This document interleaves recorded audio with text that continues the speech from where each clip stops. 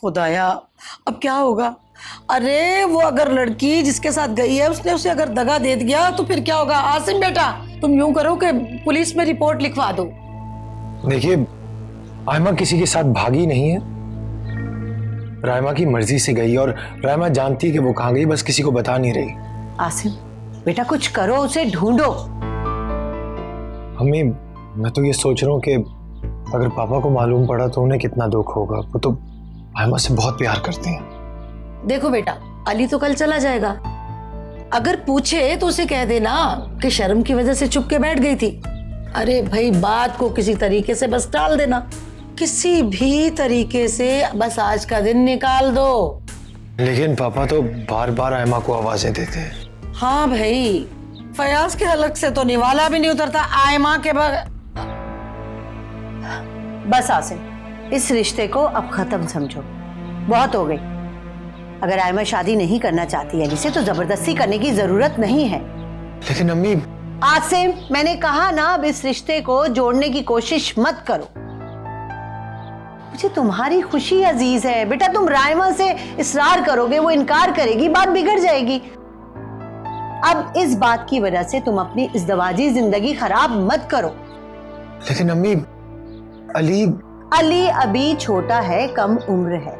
ये बेवफाई का जो गम है ना, जल्दी भुला देगा। कहीं और दिल लग जाएगा तो ठीक हो जाएगा। मगर अम्मी, आयमा को ढूंढना तो है ना, ऐसे अकेले भला कैसे रहेगी वो? जरूर ढूंढे। अगर आना चाहती है तो आ जाए, लेकिन सिर्फ रायमा की बहन की हैसियत से। अली और आयमा का रिश्ता अब खत्म हो चुका है।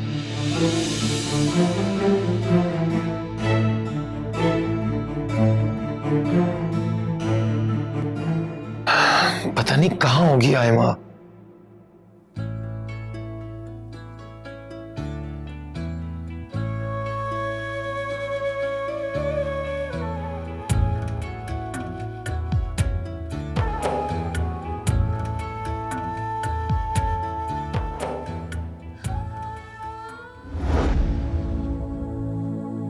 देखो किस्मत भी क्या क्या मंजर दिखलाती है। बिजली गिरा के दिल पर पानी बरसाती है। जो गुम हो साहिबा सर से घड़ी ऐसी भी आनी है।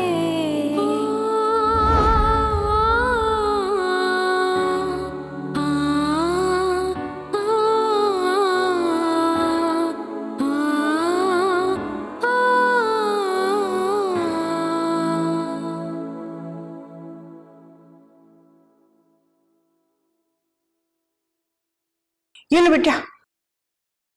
अरे बिटिया, रोना धोना छोड़ो ना, भूल जाओ ना सब। चलो आओ, खाना खा लो। आपने तकलीफ क्यों की? मैं खुद बना लेती। अरे बिटिया, तकलीफ कैसी? घर में जो पका था वो मैं उठा के ले आई, अब खा लो ना तुम। जी मैं खा लूंगी। अच्छा बिटिया, एक बात बताओ तो मुझे, ये रायमा के घर में ऐसा क्या हुआ था जो तुम यहाँ अकेले रहने चली आई? तुम्हें तो अकेले कमरे से डर लगता था ना, और रायमा के बगैर तुम सो भी नहीं पाती। अब मैं बहुत कुछ सीख गई हूँ। तन्हाई, अकेलेपन और अंधेरे से अब मुझे डर नहीं लगता। और हाँ, मुझे वहां पर कोई खतरा नहीं था। बहुत खुश थी वहां पर। हाँ, वैसे भी हमारी लड़की का बहनोई के घर रहना कुछ अच्छा नहीं लगता। पर तुम परेशान नहीं हो, मैं रात को तुम्हारे पास सोने आ जाया करूंगी और खाना भी बना दिया करूंगी। बस वो हाथ तंग है जरा मेरा। आप पैसों की वजह से परेशान ना हो। अब्बू की पेंशन आती है, बैंक से प्रॉफिट भी आता है। बस आप वैन वाले से कह दीजिएगा मुझे यहीं से पिक करे कॉलेज के लिए। हाँ हाँ बिटिया, मैं तुम्हारे वैन वाले को कह दूंगी और तुम्हारे घर की सफाई भी कर देती हूँ। तुम बैठो, खाना खाओ।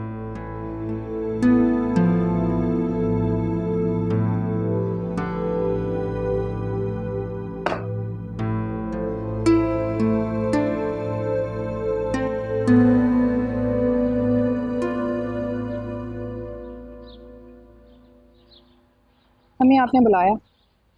हाँ बैठो। जी। राइमा, मैं सोच भी नहीं सकती थी कि इतना बड़ा फैसला तुम इतनी ढिठाई से करोगी। आप रस्मन ये कह रही हैं कि मैंने कोई गलत फैसला किया, पर ना आप भी जानती हैं कि मैंने कोई गलती नहीं की। अगर आयमा यहाँ रहती तो आपके और मेरे रिश्ते में इज्जत और एहतराम खत्म हो जाता, और हम रिवायती सास बहू की तरह एक दूसरे पे कीचड़ उछालते। तुम मुझे धमकी दे रही हो? नहीं अम्मी, मैं आपको कोई धमकी नहीं दे रही, बल्कि मैं तो आपकी राय मांग रही हूँ। आप बताइए, मैंने फैसला गलत किया या ठीक किया? क्या आप आयमा के यहाँ पर रहने की वजह से डिस्टर्ब नहीं रहने लगी थी? हाँ तुम ठीक कह रही हो। एक अजीब से सुकून का एहसास हुआ मुझे इस फैसले से। लेकिन राइमा, मैं आयमा की वजह से बहुत परेशान हूँ। और वैसे भी मैंने जिस हाल में अली और आयमा को देखा, मैं सख्त खौफजदा हो गई। क्योंकि वो तो बाद में पता चला कि अली ने उसको हाथ पकड़ के खींचा था। अम्मी, यही तो आपका प्रॉब्लम है। आप फैसला पहले कर लेती हैं और सोचती बाद में। बस अब मुझे मजीद शर्मिंदा तो ना करो। राइमा, अली बहुत जज्बाती लड़का है और तुम्हारे पापा। अम्मी, अली तो वैसे भी कल चला जाएगा, और रही बात पापा की, तो पापा को मैं समझा लूंगी और कोई अच्छा सा रिश्ता देख के आयमा की शादी भी कर दूंगी।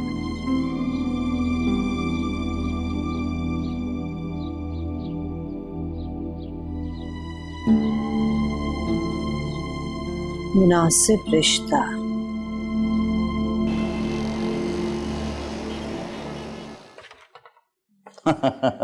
हाँ ये बात तो है। खैर, अस्सलाम वालेकुम। या मेरे अल्लाह, ये ख्वाब है या हकीकत? आज इंडिया और पाकिस्तान दोनों एक साथ।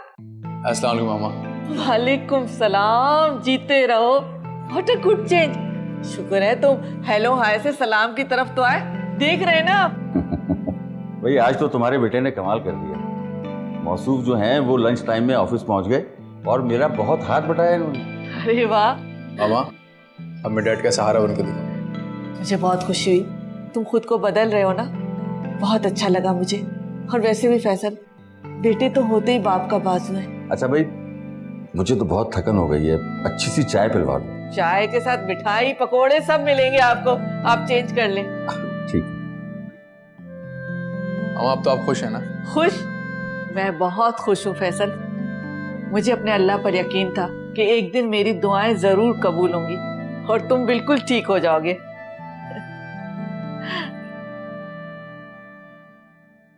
मामा वो फिर आप कब जा रही हैं राइमा भाभी के पास? बस फैसल, मुझे कुछ वक्त दो, मैं तुम्हारे डैडी को राजी कर लूं। मामा बात तो करें ना। बात कर तो चुकी हूं मैं, लेकिन राइमा भी उस घर की बहू है, सास ससुर से डरती है, मौका तलाश कर रही है बात करने का। लेकिन फैसल, तुम मेरी बात का यकीन करो, जिस तरह तुमने मेरा मान रखा है, मुझे मायूस नहीं किया, मैं भी तुम्हें मायूस नहीं करूंगी। आयमा सिर्फ तुम्हारी बीवी बनेगी, समझे? थैंक यू वेरी मच मामा। मामा वो मैं नमाज पढ़ कर आता हूँ, वो मगरिब की नमाज का वक्त हो गया। हाँ हाँ, क्यों नहीं, जाओ। या अल्लाह, तेरा लाख लाख शुक्र है। या अल्लाह, तूने मेरी आखिर सुन ली।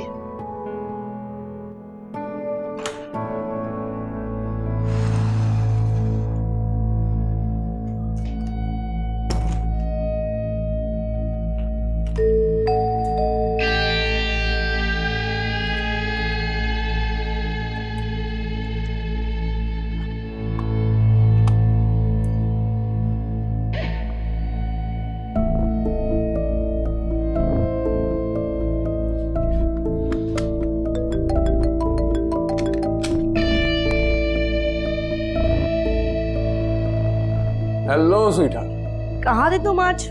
सारा दिन मिल रहे हो ना आज? Why not? रात हो और मैं तुमसे ना मिलूं, ऐसा कैसे हो सकता है? और सुनो, कुछ हल्ला गुल्ला का प्लान है? सॉरी यार, मैं लेट नाइट नहीं रुक सकता। लेट नाइट तक नहीं रुक सकते? लेकिन क्यों?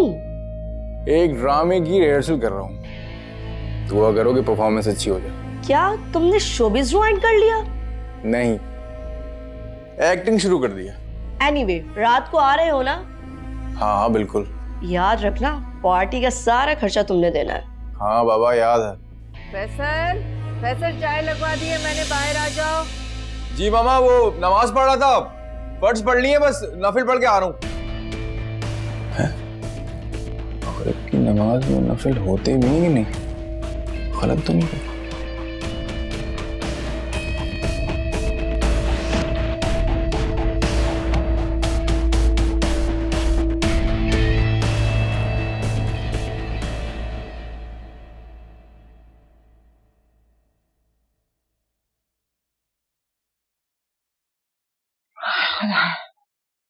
इतने अरसे से घर बंद था, धूल से भरा हुआ था, मेरी तो कमर ही दुख गई साफ कर करके।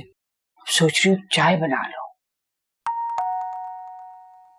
मुझे लगता है लड़का चाय का सामान ले आया, चाय बनाती हूँ मैं।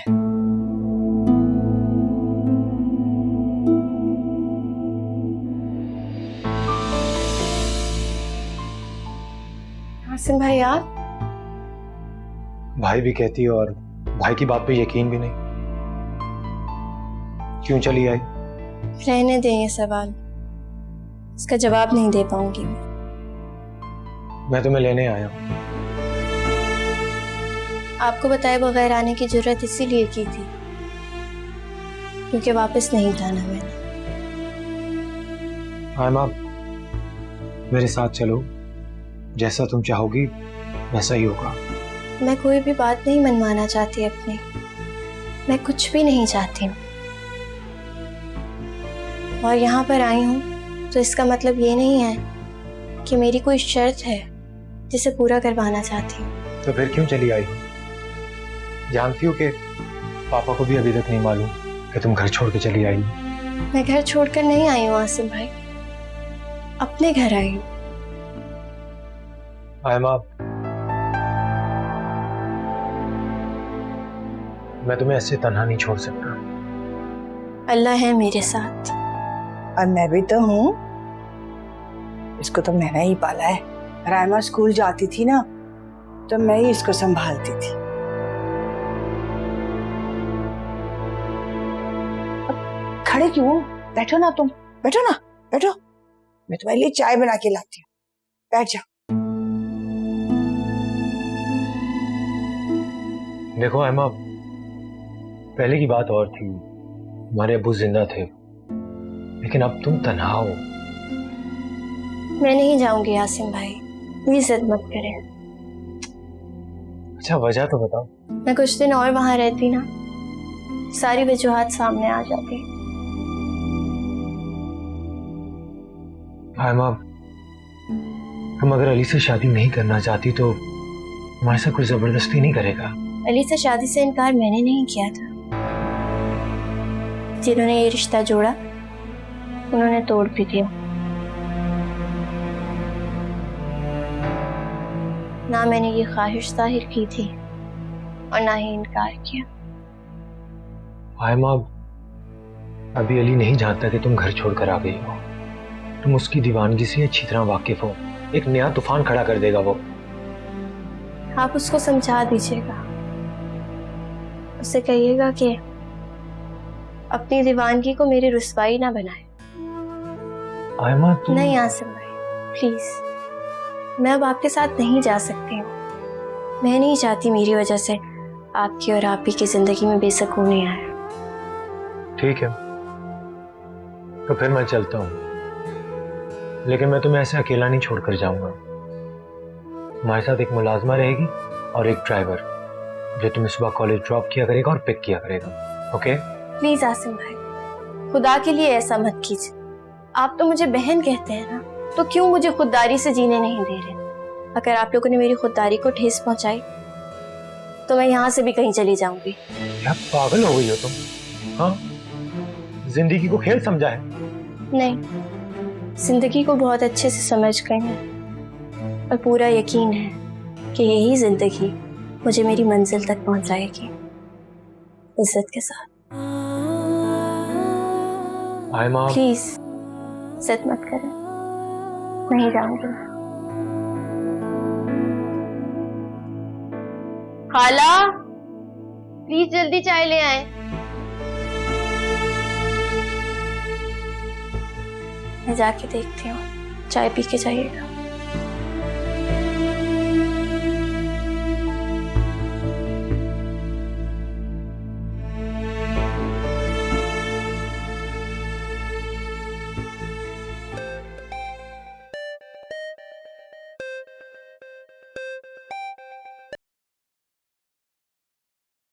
अस्सलाम वालेकुम आंटी।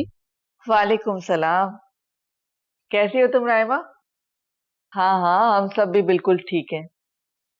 एक्चुअली फैसल मुझे बहुत मजबूर कर रहा था, कह रहा था कि मैं तुम्हें तुम्हारा प्रॉमिस याद दिलवा दूं। मेरा वादा? मगर मैंने तो आपसे कोई वादा नहीं किया आंटी। देखो रायमा, फैसल हमारा अकलौता बेटा है, हमारी जायदाद का तन्हा वारिस। तो मेरी बात का यकीन करो, अगर आयमा बहू बनकर हमारे घर आएगी ना तो इस घर पर राज करेगी राज। न सगे सौतेले का मसला, न ही जायदाद के बंटवारे का कोई चक्कर, अकेली वारिस होगी तमाम जायदाद की। तुम यकीनन अपनी बहन की भलाई का सोचोगी, है ना? जी आंटी, और मैंने अली से भी मंगनी तोड़वा दी है, मगर अभी भी बहुत मसाइल है और पापा और आसिम किसी सूरत इस मंगनी को खत्म करने के लिए राजी नहीं है। सच्ची बात तो ये है कि सोचना तुम्हें ही है, आयमा की तमाम जिम्मेदारी तुम्हारे सर पर है। अब तुम खुद सोचो, शकीला तुम्हें उस घर में कोई अहमियत ही नहीं देती तो आयमा को क्या अहमियत देगी? जी आप सही कह रही हैं, लेकिन फैसल भी तो अभी पढ़ रहा है और ये शादी की उम्र तो नहीं है। इस बात के ऊपर अगर मैं आपको हाँ कर भी देती हूँ तो पापा और आसिम का रद्द-ए-अमल क्या होगा मुझे बिल्कुल आइडिया नहीं है। आप पापा से बात करें, मैं आपकी हिमायत करूंगी। मैं सिर्फ तुम्हारी मर्जी मालूम करना चाहती हूँ, तुम्हारी तरफ से तो हाँ है ना? जी बस मुझे यही तो सुनना था। मैं आज ही कमाल से बात करती हूँ। तुम्हारा बहुत बहुत शुक्रिया रायमा। खुदा हाफिज। खुदा हाफिज।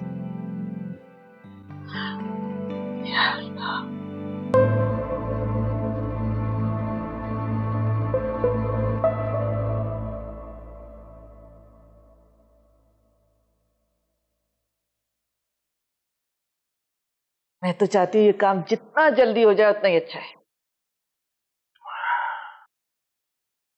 मेरी समझ में नहीं आ रहा सलमा कि मैं कैसे बात करूं। ले, अब बात करने में क्या हर्ज है? रायमा ने अली से आयमा की मंगनी तोड़ दी है। अभी तो बात हुई है मेरी रायमा से। देखिए कमाल, अब अगर मेरे बेटे का दिल टूटा ना और वो दोबारा गलत राह पर चल निकला तो इसमें उसकी कोई गलती नहीं होगी, आप ही जिम्मेदार होंगे। एक बात तो बताइए मुझे, आपको अपनी खुददारी अजीज है या अपने बेटे की खुशी?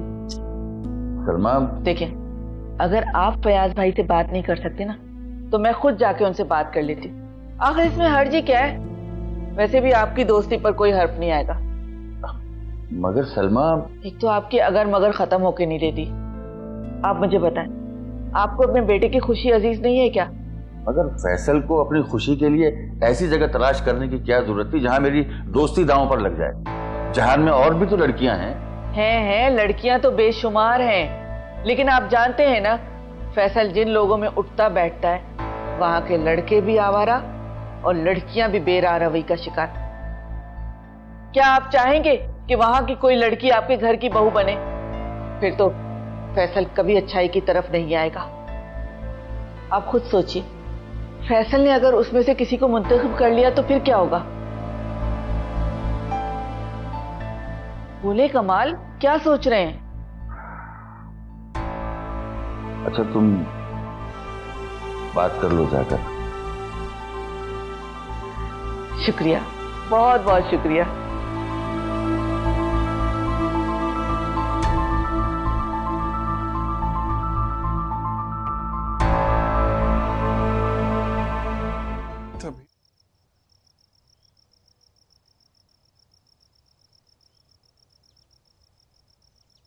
भाभी, मुझे आपसे बात करनी है। भाभी, मैं ये सोच कर आया था कि मैं वापस नहीं जाऊंगा, और अब सोच रहा हूँ कि वापस चला जाऊं। अली, बहुत अच्छी बात है, तुम वापस चले जाओ। अपनी पढ़ाई पे ध्यान दो, बाकी सब फजूल है। भाभी, ये मैंने आयमा के लिए लिया था। लेकिन अब आयमा ये नहीं ले सकती। वैसे क्या है इसमें? गोल्ड की इयररिंग्स। अली, तुम अपनी पढ़ाई मुकम्मल करने गए हो बाहर, तुम इन फजूल खर्चियों में मत पड़ो। भाभी, मैंने तो अपनी खुशी के लिए। अब वो खुशी खत्म हो चुकी है जिसका बाइस ये था। भाभी प्लीज। अली, तुम अपनी पढ़ाई पे ध्यान दो सिर्फ। ठीक है भाभी, मगर एक बार मैं आयमा से मिलना चाहता हूँ, प्लीज। अली, तुम अपने कमरे में जाओ। भाई, आपने कभी मेरी कोई फरमाइश रद्द नहीं की। हर फरमाइश पूरी करना बस में नहीं होता, और तुम्हारी ये फरमाइश यकतरफा पागलपन है। यकतरफा?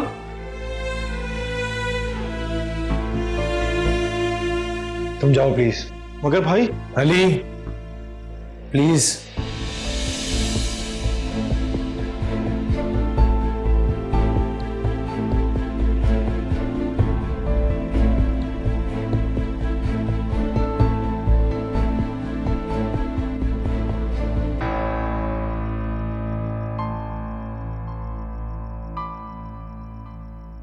मुनाइमा, तुमने मुझे बहुत मायूस किया है। मुझे भी बहुत मायूसी हुई यासिन। जितना घिनौना इल्ज़ाम आयमा के किरदार पर लगाया जमीला आंटी ने, अगर ये बात पापा के कानों तक पहुंच जाती तो पापा किसी से नजरें नहीं मिला सकते थे। दोबारा ये नौबत ना आए इसलिए मैंने आयमा को इस घर से भेज दिया। और वैसे भी पापा का एहतराम, पापा की इज्जत मुझे अपनी जान से भी ज्यादा प्यारी है। अब आप खुद बताइए कि मैंने सही किया या गलत।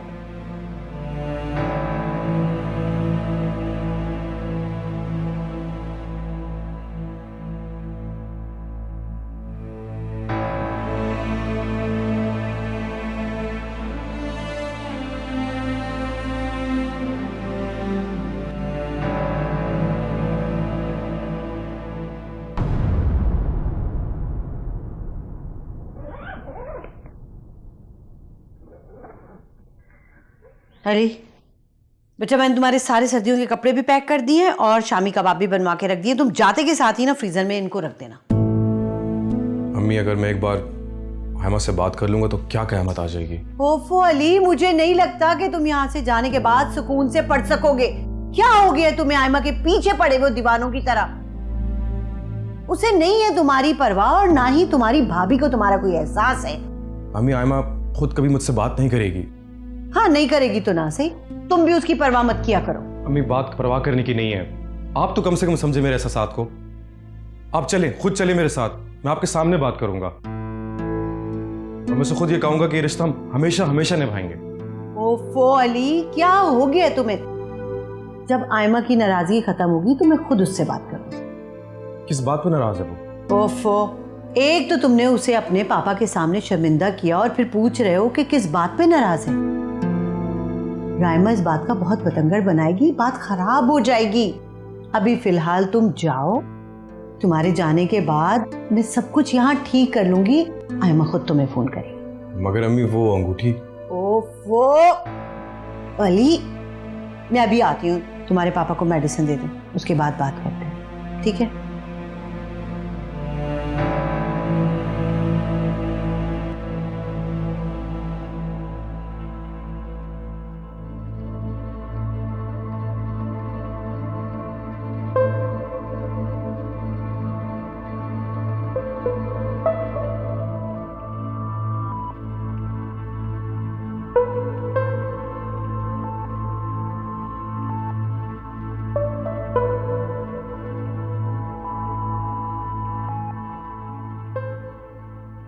आसिम, आप अली को बता दीजिए कि उसकी आयमा से शादी नहीं हो सकती। आप उसे समझा बुझा कर वापस भेज दें। उसकी तालीम का हर्ज नहीं होना चाहिए।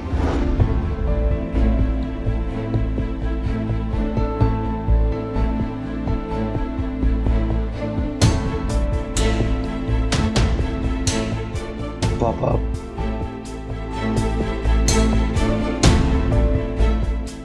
क्या है? पे ऑर्डर। पे ऑर्डर। घर बिक गए।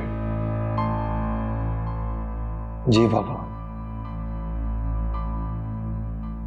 तो फिर मुझे क्यों दे रहे हो? इसे अपने पास रखो और काम शुरू करो फिर से। पापा काम तो शुरू होगा, ये चेक आपके नाम है और आपके अकाउंट में जमा होगा। अरे बेवकूफ, काम तुम्हें शुरू करना है तो तुम्हारे अकाउंट में जानी चाहिए। नहीं पापा, काम वैसा ही होगा जैसे पहले था, कैप्टन आप ही होंगे। अच्छा, सुबह राइमा की बातों से मुझे अंदाजा हुआ कि शायद मैं रिटायर हो गया। जाने दीजिए फयाज, राइमा का हक है आयमा पे। आयमा हमारी बेटी थी और रहेगी। अगर हमारी बहू नहीं बनी तो क्या हुआ? क्यों आसिम? जी अम्मी। मुझे बड़ा अफसोस हो रहा है आसिम, दोनों घर बेचने पड़े तुम्हें। अम्मी अपना घर तो सलामत है ना, मकान तो और भी बन जाएंगे, लेकिन शायद हमें और भी चीजें बेचनी पड़े, जैसे ज्वेलरी, गाड़ियां। ज्वेलरी, गाड़ियां? मगर क्यों? डीलरशिप के लिए रकम थोड़ी होगी। फयाज, आप कमाल भाई से कर्ज क्यों नहीं ले लेते? नहीं शकीला, पहले कमाल के बहुत एहसानात हैं, अब मैं उससे मजीद कर्ज नहीं ले सकता। मगर इस तरह घर की बहुओं की ज्वेलरी बेचना। अम्मी घर में 3 गाड़ियां खड़ी हैं, 2 गाड़ियां बेच देंगे और ज्वेलरी का क्या है, और बन जाएगी।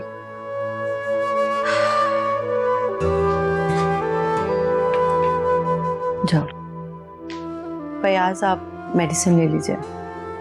मगर दवाई तो हमारी बेटी खिलाती थी। आयमा कहाँ है?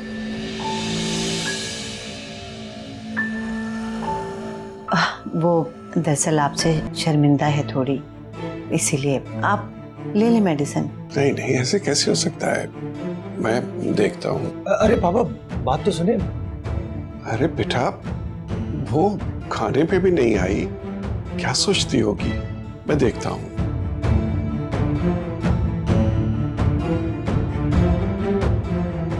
आसिम, क्या होगा? मैं देखता हूँ। आयमा, आयमा बेटा,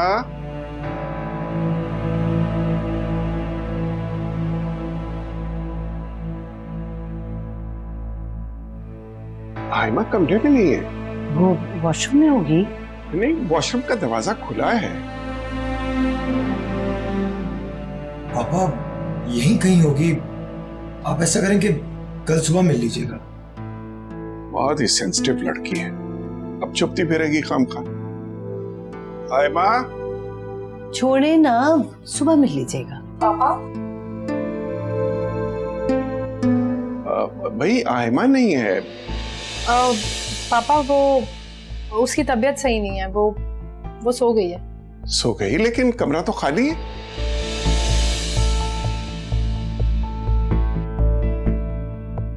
पापा वो मेरे कमरे में सो गई है। आसिम, आप आज किसी और रूम में सो जाइएगा, उसकी तबीयत ठीक नहीं है। तबीयत सही नहीं है तो उसे डॉक्टर को दिखाना चाहिए ना हमें। जी जी पापा। राइमा तुम आयमा को उठाओ। पापा वो बेहतर है, अगर उसकी तबीयत सही नहीं हुई तो हम उसे सुबह ले जाएंगे डॉक्टर के पास। सुबह बेटा? फयाज चलें, आप बच्चों को आराम करने दें, चलें।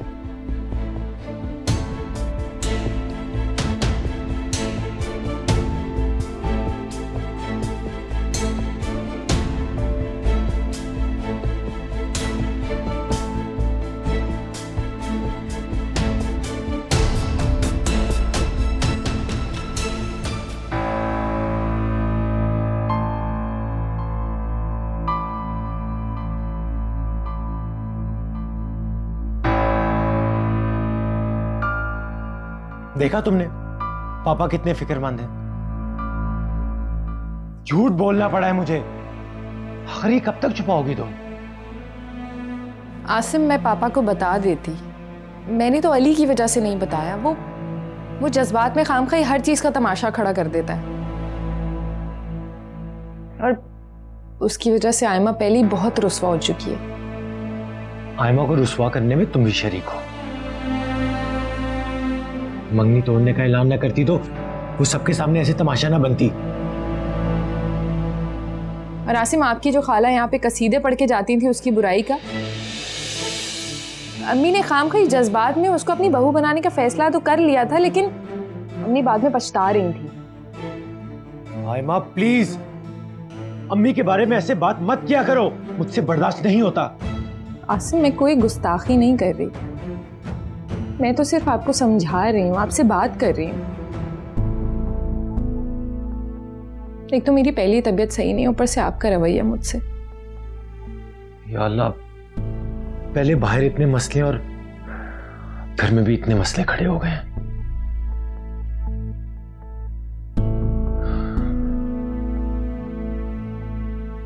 आसिम, आप इस बात को जाने दें प्लीज अब, और मैं पापा को सुबह बता दूंगी सब कुछ।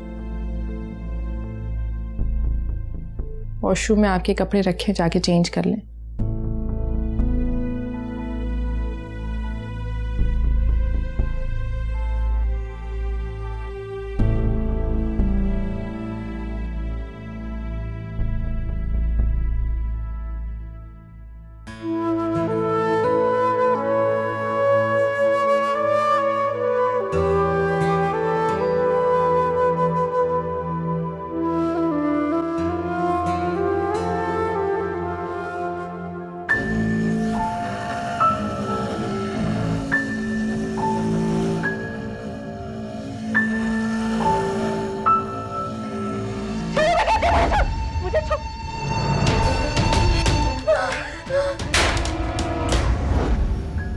Mummy, mummy, mummy. आयमा, क्या हुआ बिटिया? ठीक तो हो? हैं आयमा? आई, तुम अभी तक डरावने ख्वाब देखती हो जैसे बचपन में देखा करती थी। काफी अरसे बाद वही डरावना ख्वाब आया है। काफी अरसे बाद तुम अकेली भी तो होगी ना बिटिया? मैं क्या बिल्कुल अकेली हो गई हूँ खाला? राहिमा से कभी जुदा भी तो नहीं हुई थी ना तुम?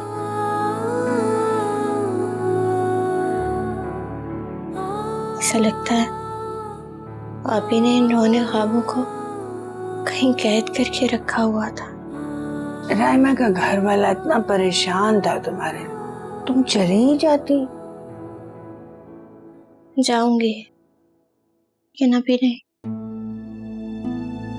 आप सो जाएं, बहुत देर हो गई है। सॉरी, मेरी वजह से परेशान। मुझे बहुत नींद आ रही है, मैं सोती हूँ। तू भी आयतल कुर्सी पढ़ के सो जा। शुक्र है ना।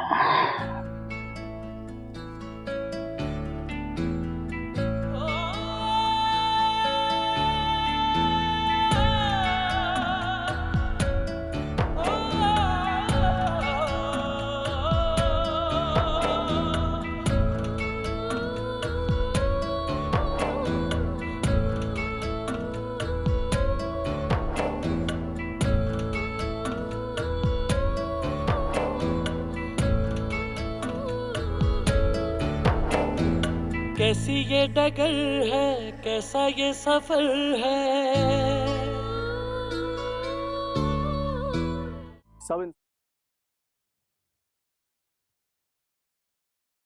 नहीं वो स्टैंड। अच्छा देख चलिए।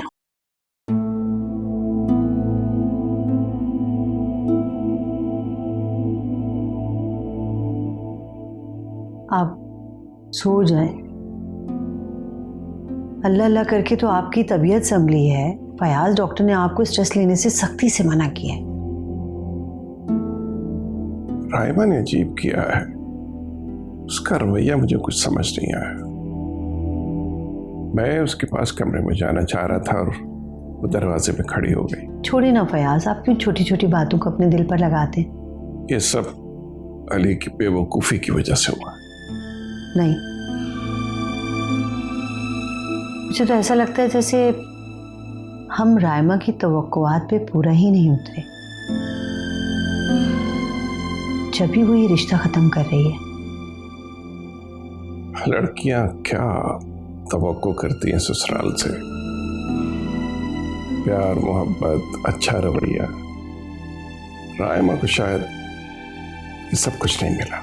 तंग बर्तन में अगर ज्यादा उंडेल दिया जाए तो वो छलक ही पड़ता है फयाज। रायमा को भी रास नहीं आई हमारी मोहब्बत, इज्जत और खुलूस।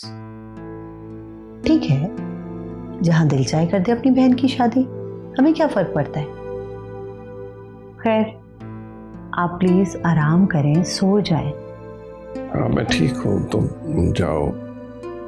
बस जरा बीना से बात कर लेना जेवरात की, और तुम और रायमा भी देख लेना। जी अच्छा।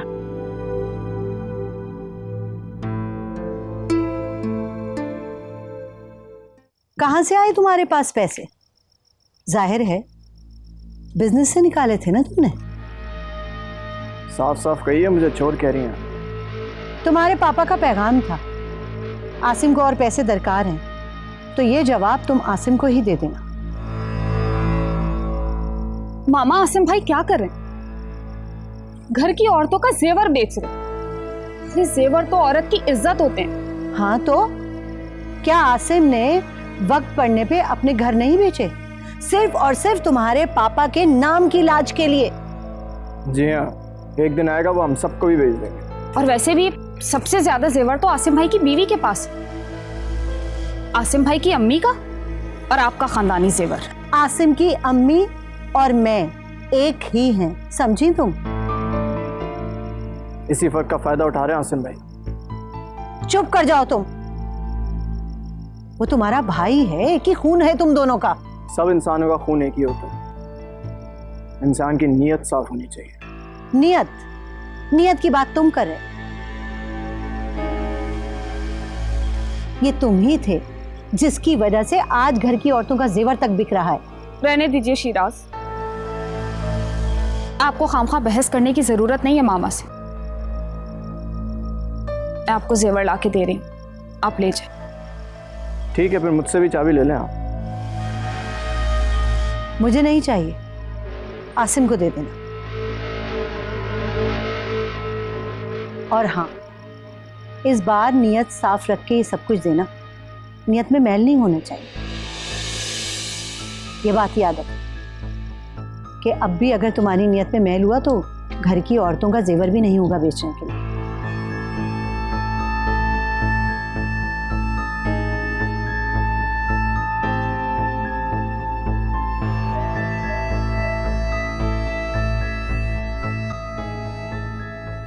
आप देखिएगा शिराज, एक दिन आसिम भाई हमारे तन के कपड़े भी उतरवा लेंगे।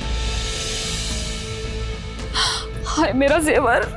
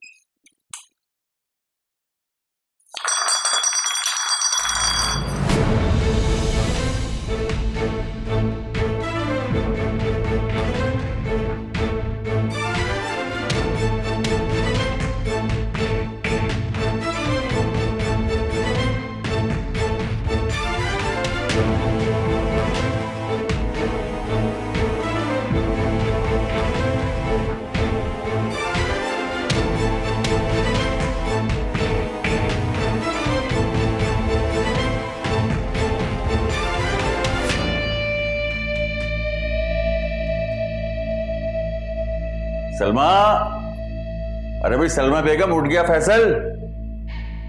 कहाँ रह गई?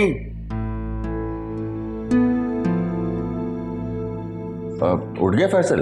हाँ, वो उठ तो गया था, लेकिन टेम्परेचर बहुत था तो मैंने उसे मेडिसिन देकर सुला दिया है। अच्छा किया जो उसे नहीं उठाया, आराम करने दो उसे। चलिए आइए, अब हम लोग नाश्ता करते हैं।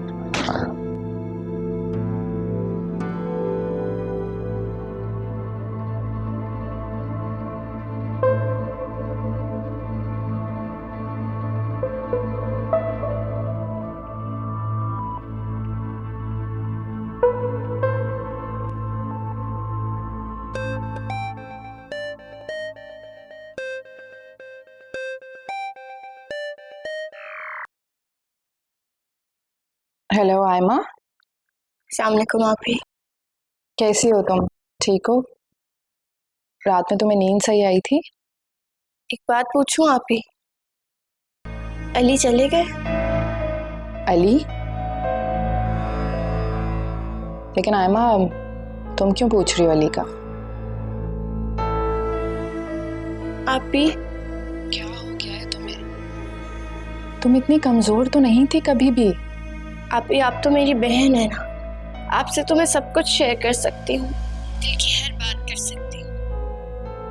आप नाराज तो नहीं है ना? जरूर कर सकती हो, क्यों नहीं कर सकती। लेकिन आयमा, मैं तुम्हें आम लड़कियों की तरह देखना नहीं चाहती, मैं तुम्हें बहुत मजबूत देखना चाहती हूँ। इसलिए चाहती हूँ कि तुम आइंदा अली का जिक्र ना करो। आपी ठीक है आयमा, तुम अपना ख्याल रखना। मैं आऊँगी तुमसे बहुत जल्द मिलने, और खाला फरीदा को मेरा सलाम देना। वापस।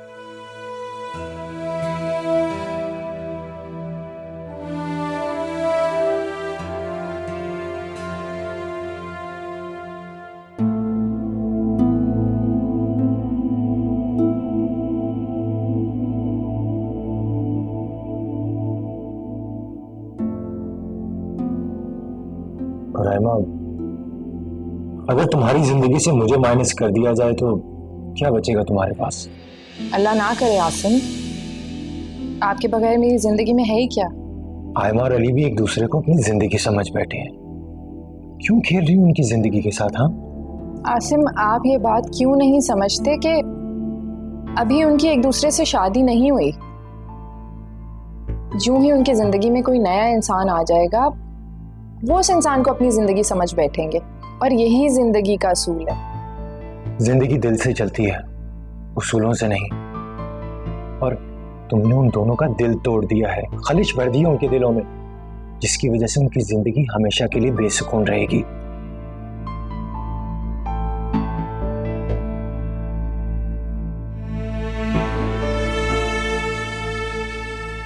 आसिम भाई, ये ज्वेलरी बॉक्सेस, गाड़ी के कागजात और गाड़ी की चाबी, और मैंने कहा था कि आपको दे दूं।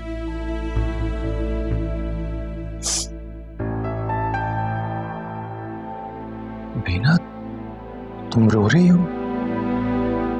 ज्वेलरी बेचने से मेरा मतलब राइमा की ज्वेलरी था, और वैसे भी मैं अपनी दोनों गाड़ियां बेच रहा हूं ना।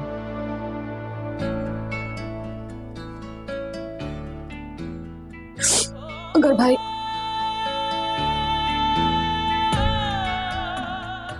बीना,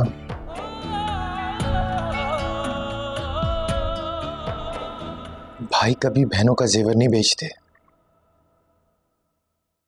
शाबाश, ले जाओ।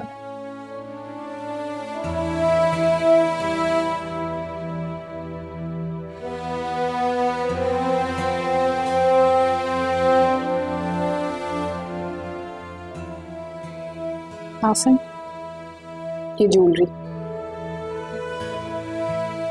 मैं नाश्ता लगा रही हूँ, आ जाइए।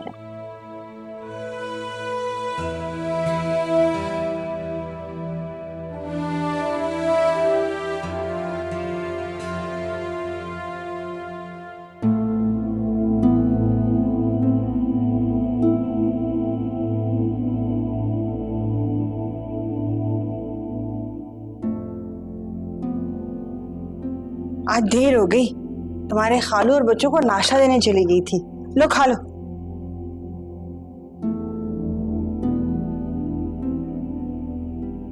अभी तक अफसोस कर रही है बिटिया? नहीं तो खाला। वैसे तुम्हें रायमा का देवर इतना पसंद है, वो भी तुम्हारा इतना दीवाना है, तो क्यों तोड़िए ये रिश्ता रायमा? खाला, उससे सिर्फ रिश्ते की बात है, वरना उसका और मेरा कोई ऐसे राब्ता नहीं है। ना कभी हमने कभी भी किसी भी किस्म की बात की। जानती हूँ बिटिया, तुम्हारी तरबियत ही ऐसी नहीं हुई। तुम आम लड़कियों की तरह थोड़ी हो जो लड़कों के साथ राह और रस्म बढ़ाए। पर रायमा को क्या एतराज है, मुझे तो ये समझ नहीं आ रहा। उसको तो चाहिए कि तुम्हारे लिए वहां जगह बनाए, उल्टा रिश्ता तोड़ के बैठ गई। आप प्लीज आप ही से इस किस्म की कोई भी बात मत कीजिएगा। क्यों ना बोलूं? रायमा ने तुम्हें मेरे सुपुर्द किया है, मेरी जिम्मेदारी बनती है कि मैं तुम्हारे हक की निगरानी करूं। मैं तो बात करूंगी। आजकल अच्छे लड़कों के रिश्ते मिलते ही कहाँ हैं खाला। अच्छा अब तुम नाश्ता करो ना, चलो जल्दी करो, कॉलेज की तैयारी करो। आज मैं छोड़ के आऊंगी, वैन वाला कल से आएगा। चलो नाश्ता कर लो, फिर चाय भी पियो, चलो।